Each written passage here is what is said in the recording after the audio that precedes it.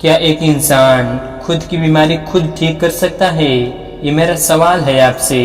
आप सोच रहे होंगे कि अगर ऐसा हो सकता तो फिर सारे अस्पताल ही बंद हो चुके होते, हमें किसी चिकित्सक के पास जाने की जरूरत ही क्या पड़ती। यही संदेह या कहें कि अविश्वास हमें बीमार करता रहता है और हम अपने इलाज खुद कर ही नहीं पाते। हमें खुद पर विश्वास ही नहीं होता कि हमारा मन, हमारा शरीर, हमारा दिमाग अपनी बीमारी खुद ठीक कर सकता है। कभी आपने किसी जंगली जानवर को देखा है? उसको अगर कभी कोई जख्म हो जाता है, वो बीमार हो जाता है, तो उसकी बीमारी अपने आप ठीक हो जाती है। हम सबके दिमाग में ऐसे रसायन बनते रहते हैं जिससे हमारा शरीर अपनी बीमारी को ठीक कर सकता है। इस कहानी के माध्यम से हम उन तरीकों को जानेंगे जिससे हम अपनी बीमारी अपने आप ठीक कर सकते हैं। अगर आप पूरे ध्यान से इन तरीकों को सीखते हैं, समझते हैं, ध्यान देते हैं, तो ये यकीन मानिए आपको किसी चिकित्सक या किसी अस्पताल में जाने की कोई ज़रूरत नहीं पड़ेगी, क्योंकि आपका शरीर अपनी बीमारी खुद ठीक करने सीख जाएगा। तो इस कहानी को ध्यान से सुनना। एक बार दिखने में बहुत ही हष्ट-पुष्ट इंसान एक चिकित्सक के पास पहुंचा। वो चिकित्सक आसपास के क्षेत्रों में बहुत प्रसिद्ध था। उसने बहुत से लोगों की वो भी बीमारियां ठीक कर दी थी जो दूसरा कोई नहीं कर पाया था। उनका इलाज करने का तरीका भी बड़ा अनूठा था। ना तो वो कोई दवा देते थे और ना ही कोई परहेज बताते थे। इसीलिए वो चिकित्सक आसपास के क्षेत्रों में बहुत ही प्रसिद्ध हो गया था। वो हष्ट-पुष्ट इंसान उस चिकित्सक के पास पहुंचा और बोला कि मैंने आपके बारे में बहुत सुना है, चारों ओर आपकी चर्चा चल रही है। सुना है कि आप बिना कोई दवा के बीमारी ठीक कर देते हैं। ये तो अद्भुत बात है, लेकिन ये किस प्रकार संभव है? बिना दवा के हम अपनी बीमारी कैसे ठीक कर सकते हैं? उस इंसान ने कहना शुरू किया कि दिखने में तो मैं बहुत ही हष्ट-पुष्ट लगता हूँ, बहुत मोटा लगता हूँ, लेकिन मेरा ये मोटापा मेरी बहुत सी बीमारियों का कारण बना हुआ है। कोई कहता है कि तुम अपना मोटापा घटा लो, कोई कुछ कहता है, कोई दवा देता है, लेकिन मेरी बीमारियां ठीक नहीं हो पाती। उस इंसान ने बताया कि वैसे तो मेरे शरीर में बहुत सारी बीमारियां हैं, मैं खुद नहीं जानता कि मुझे क्या क्या बीमारियां हैं। जैसे कि अस्थमा, मेरी सांस बहुत जल्दी फूल जाती है। इसके अलावा मुझे घुटनों में दर्द रहता है। कभी कभी मेरे दिल की धड़कन बहुत तेज चलने लगती है, जिससे हृदय गति रुक जाने का खतरा भी बना रहता है। और भी न जाने क्या क्या बीमारियां मुझे हो रखी हैं। तो अगर आप कोई समाधान बता सकें, क्योंकि दवा लेकर मैं थक चुका हूँ, मुझे कोई ऐसा तरीका चाहिए जिससे मैं अपनी बीमारी खुद ठीक कर सकूं। मुझे किसी दवा की या किसी चिकित्सक की कोई ज़रूरत ही न रहे। वो साधु चिकित्सक ने पूछा कि तुम्हें पूरा विश्वास है कि तुम अपनी बीमारी खुद ठीक कर सकते हो? ये विश्वास ही सबसे मूलभूत बिंदु होता है।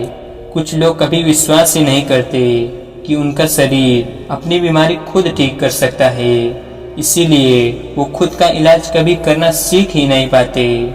लेकिन कुछ लोग ऐसे होते हैं जो विश्वास रखते हैं कि उनका शरीर उनकी बीमारी ठीक कर सकता है, और ऐसे लोग ही अपनी बीमारियों को ठीक कर पाते हैं। तो सबसे पहले अगर तुम्हें खुद पर विश्वास है तो ही मैं तुम्हें ऐसे तरीके बताऊंगा जिससे तुम अपने शरीर के बीमारियों को ठीक कर पाओगे। लेकिन अगर तुम्हें विश्वास नहीं है तो उन तरीकों को बताने का कोई भी उपयोग नहीं है। उस इंसान ने उत्तर देते हुए कहा कि अगर मेरे को विश्वास नहीं होता तो मैं आपसे सवाल पूछता ही नहीं। मुझे विश्वास है कि मैं अपनी बीमारी खुद ठीक कर सकता हूँ, इसीलिए तो मैं आपसे सवाल पूछ रहा हूँ। कृपया वो तरीके बताने की कृपा करें जिनसे मैं अपनी बीमारी को ठीक कर सकूँ। वो साधु चिकित्सक ने समझाया कि हमारा शरीर संकेतों में हमें समझाने की कोशिश करता है, लेकिन हम उन संकेतों को नज़रअंदाज कर देते हैं, उन पर कोई ध्यान ही नहीं देते। इसीलिए सबसे पहले अपने शरीर के संकेतों को समझना शुरू करो, जिसके लिए तुम्हें संवेदनशील होना पड़ेगा। खुद पर ध्यान देना होगा, ध्यान करना होगा, ध्यान करने से तुम अपने शरीर में होने वाले बदलावों को महसूस कर पाओगे। उसके बाद तुम्हें पता लग जाएगा कि तुम्हारे शरीर में क्या कमी है, क्या बीमारी पनपने वाली है। और जब तुम्हें यह संकेत समझ में आने लगेंगे, उसके बाद तुम खुद की इलाज करना शुरू कर पाओगे, खुद को बीमारियों से बचा पाओगे। इसीलिए सबसे पहला बिंदु है, ध्यान के द्वारा संवेदनशीलता पैदा करो, जिससे तुम अपने शरीर के संकेतों को समझ सको। उदाहरण के लिए, तुम्हारी सांस फूल रही है, लेकिन अब तक तुम ध्यान नहीं दे रहे थे। लेकिन किसी दिन तुम्हारा ध्यान गया कि तुम्हारा सांस जल्दी फूल जाती है और तुमने पाया कि तुम्हें अस्थमा हो रखा है। लेकिन अगर तुम अपने शरीर के संकेतों को पहले ही समझ लेते, अपनी सांस फूलने को तुम पहले ही देख पाते, तो तुम अस्थमा होने से पहले ही खुद का इलाज कर पाते। इसीलिए अपने शरीर और अपने दिमाग में एक संबंध स्थापित करो, जिस संबंध के जरिए तुम्हारा दिमाग ये समझ सके कि तुम्हारे शरीर को क्या तकलीफ है, उसको क्या बीमारी है। जब तुम्हारे दिमाग को तुम्हारे शरीर में ये संकेत मिलने लगे कि तुम्हें क्या बीमारी है, क्या तकलीफ है तुम्हारे शरीर को, उसके बाद हम अपना अगला कदम बढ़ाते हैं। अगला कदम होता है आत्मचित्रण करना, यानी कि सेल्फ विजुअलाइजेशन। आत्मचित्रण करने के लिए आप कोई भी शांत स्थान चुन लें। उसके बाद वहां पर जाकर आराम से समय निकाल के बैठ जाएं, अपनी आंखें बंद कर लें। उसके बाद अपने मन से खुद का वो चित्रण देखने की कोशिश करें जिसमें आप पूर्ण रूप से स्वस्थ हैं। जो भी बीमारी आपको हो रखी थी वो पूरी तरह से ठीक हो चुकी है। और 5 मिनट तक इसी एहसास को बरकरार रहने दें कि आप ठीक हो चुके हैं। ठीक होने के बाद आप कैसे दिखते हैं, आप अपना वो चित्र देखने की कोशिश कर रहे हैं। आत्मचित्रण करने के लिए आप किसी ऐसे संगीत का भी इस्तेमाल कर सकते हैं जो आपके आत्मचित्रण के ध्यान को और भी ज्यादा गहराइयों तक लेकर जाए। जितना स्पष्ट आपका आत्मचित्रण होगा, उतनी जल्दी आपका शरीर अपनी बीमारी ठीक करना शुरू कर देगा। जब भी हम आत्मचित्रण यानी कि सेल्फ विजुअलाइजेशन करते हैं, तब हमारा शरीर अपने आप का सबसे उत्तम स्वरूप देखता है। उस स्वरूप से हमारा दिमाग उसकी ओर आकर्षित होता है और हमारा मन और हमारा दिमाग उसी ओर काम करने लगते हैं, उसी शारीरिक अवस्था तक पहुंचने की कोशिश करने लगते हैं जिसे अभी हमने आत्मचित्रण में देखा था। क्योंकि समझने की बात ये होती है कि आत्मचित्रण करने से हमारा दिमाग उस रूप की ओर आकर्षित होता है जिसको हम आत्मचित्रण में देख रहे होते हैं। और जब हमारा दिमाग उस रूप की ओर आकर्षित होने लगता है, तो हमारा अवचेतन मन अनजाने में अपनी बीमारी ठीक करके उसी स्वरूप को प्राप्त करने की कोशिश करता रहता है। ये सबसे शक्तिशाली उपाय है। इस उपाय का इस्तेमाल करके आप अपना मोटापा कम कर सकते हैं, अपनी खूबसूरती बढ़ा सकते हैं, अपनी बीमारियों को ठीक कर सकते हैं। बिना किसी चिकित्सक या किसी दवा की सहायता से हमारे दिमाग और हमारे अवचेतन मन में ब्रह्मांड की सारी शक्तियां उपलब्ध होती हैं, लेकिन हम उन्हें खोल नहीं पाते, उनका इस्तेमाल करना सीख नहीं पाते, क्योंकि हमें उन प्रक्रियाओं को नहीं पता जिससे हम उन शक्तियों को जागृत कर सके। और ये आत्मचित्रण सबसे कारगर उपाय कहलाता है। उन शक्तियों को जगाने का बस ध्यान रहे, जहाँ भी आप ये प्रयोग कर रहे हैं वो जगह शांत हो, ताकि आप इस ध्यान की गहराई में जा पाएं। इस ध्यान की गहराई में जाने के लिए आप कोई शांत संगीत या कोई ध्वनि का इस्तेमाल कर सकते हैं। 21 दिन तक रोजाना इसे 15 मिनट तक करने के बाद आप अपने अंदर एक अभूतपूर्व बदलाव महसूस करेंगे। और आत्मचित्रण का इस्तेमाल सिर्फ बीमारी को ठीक करने के लिए नहीं किया जाता। अगर आप थके थके रहते हैं, आलस्य से भरे रहते हैं, आपके शरीर में कोई जोश, कोई उत्साह नहीं रहता, तो भी आप आत्मचित्रण यानी विजुअलाइजेशन का सहारा लेकर अपने आप को जोशीला, फुर्तीला और उमंग से भरा हुआ बना सकते हैं। बस उसके लिए आपको अपना वो रूप देखना है जिसमें आप जोश और उत्साह से भरे हुए हैं। उसके बाद आपका आलस्य खुद ब खुद दूर होने लगेगा।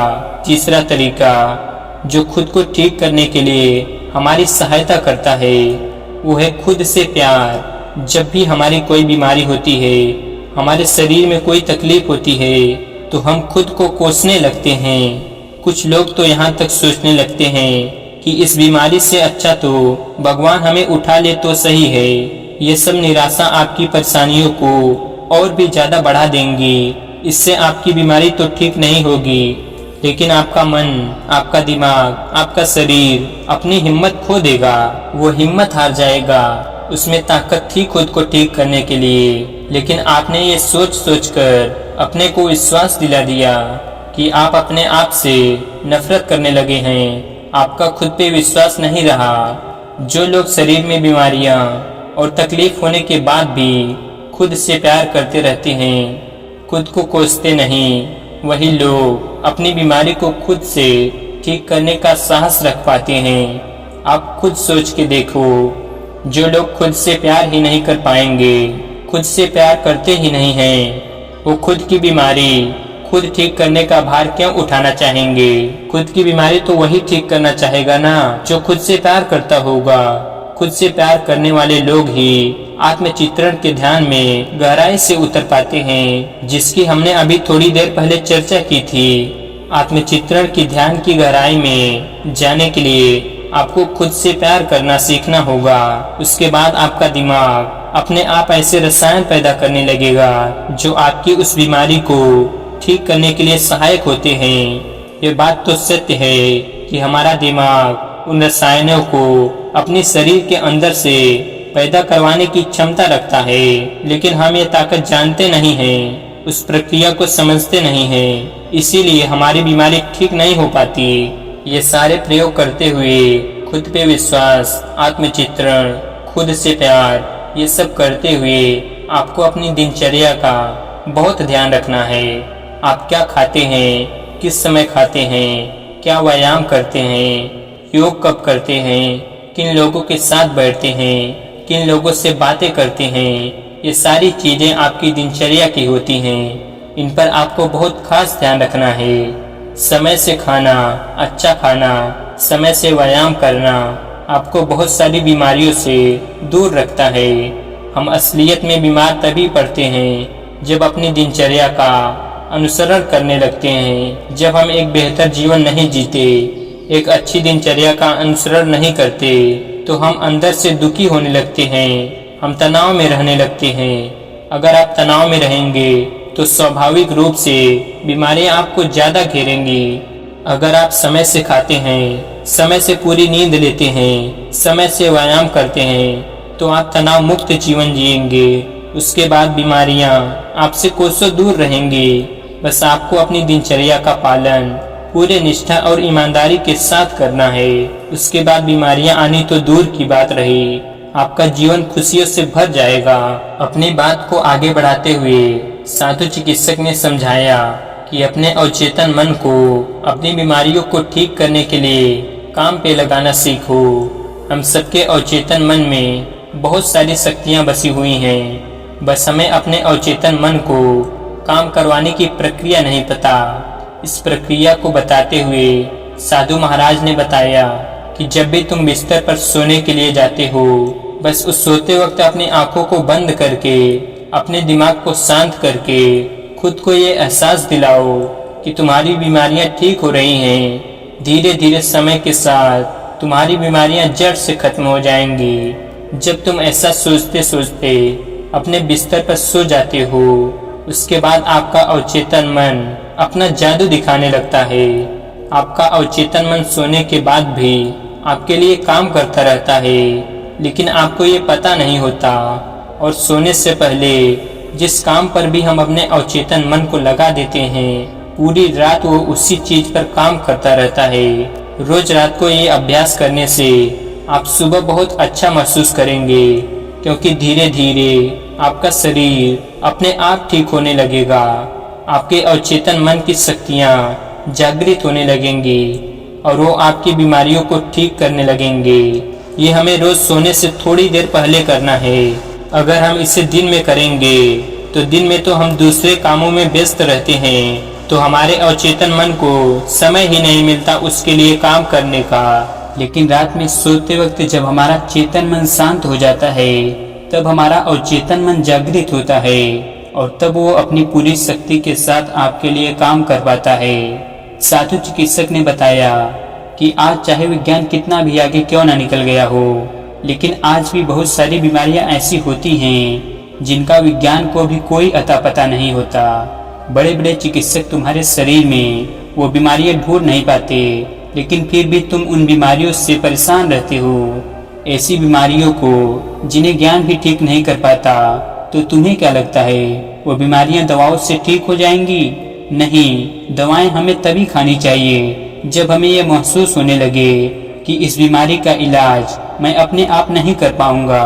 जब आप खुद से किसी बीमारी का इलाज करने में असफल होते हैं तो आप किसी चिकित्सक के पास जाइए और वो आपको सही दवा देगा, लेकिन उससे पहले प्रयास करके देखिए और यकीन मानिए आपके अंदर वो सारी शक्तियां हैं जो बिना दवाओं के आपके शरीर को ठीक कर सकती हैं। आज से कई सौ साल पहले कोई विज्ञान नहीं था, कोई चिकित्सा प्रणाली नहीं थी। उस समय के लोग इन प्रक्रियाओं को, इन पद्धतियों को जानते थे जिससे वो अपने आप को खुद ठीक कर पाते थे, क्योंकि उनके पास कोई दूसरा विकल्प ही नहीं था। लेकिन समय के साथ जैसे जैसे विज्ञान आगे बढ़ता गया वैसे वैसे वो पद्धतियां और प्रक्रियाएं नष्ट कर दी गईं, क्योंकि इससे विज्ञान का, चिकित्सकों का, अस्पतालों का अपना नुकसान है। उनके पास अगर कोई मरीज ही नहीं आएगा तो उनकी आय कैसी होगी, ये सोचने की बात होती है। इसीलिए ये प्रक्रियाएं और ये पद्धतियां छुपाने की कोशिश की गई। लोगों को ये यकीन दिलाने की कोशिश की गई कि आप अपना इलाज खुद नहीं कर सकते। इसीलिए आपने खुद पर विश्वास करना बंद कर दिया और उसका नतीजा ये रहा कि एक बीमारी खत्म होती है तो आपको दूसरी बीमारी आ घेरती है, और उस दूसरी बीमारियों को ठीक करने के लिए भी आप जब चिकित्सक के पास जाते हैं तो वह आपको बहुत सारी दवाएं दे देता है। वो दवा उस बीमारी को ठीक कर देती है, लेकिन उस दवा से हमारे शरीर में और न जाने क्या क्या बीमारियां पनपने लगती हैं। इस कहानी के माध्यम से उस साधु चिकित्सक ने उस इंसान को ये समझाने की कोशिश की कि तुम अपना इलाज खुद करने में सक्षम हो। इस बात पे विश्वास करो, इस पे यकीन करो, और जो प्रक्रियाएं मैंने तुम्हें बताई हैं अगर उनके अंतर्गत तुम काम करोगे तो ठीक 21 दिन के बाद मेरे से वापस आके मिलना। उसके बाद तुम बताना कि तुमने अपने अंदर क्या बदलाव महसूस किए, क्या तुम्हारी बीमारियां ठीक हुई या नहीं। और ये कहते हुए उस साधु चिकित्सक अपने दूसरे शिष्यों के पास चले गए जो उनसे इन पद्धतियों और इन प्रक्रियाओं के बारे में ज्ञान ग्रहण करने के लिए आते थे। उस इंसान ने भी निश्चय किया कि वो 21 दिन तक रोज इन प्रक्रियाओं का पालन करेगा और उसके बाद फिर से इन साधु से आकर मिलेगा, और जो भी बदलाव वो महसूस करेगा वो ईमानदारी से वो सारे बदलाव इन साधु चिकित्सक को बता कर जाएगा। और यही सोच विचार करते हुए वो इंसान वहां से प्रस्थान कर गया। तो दोस्तों, कैसी लगी ये कहानी आपको कमेंट सेक्शन में जरूर बताना, और अगर अच्छी लगी हो तो इस चैनल को सब्सक्राइब जरूर कर लेना। तो मिलते हैं किसी अगली कहानी में, तब तक के लिए अपना ख्याल रखें।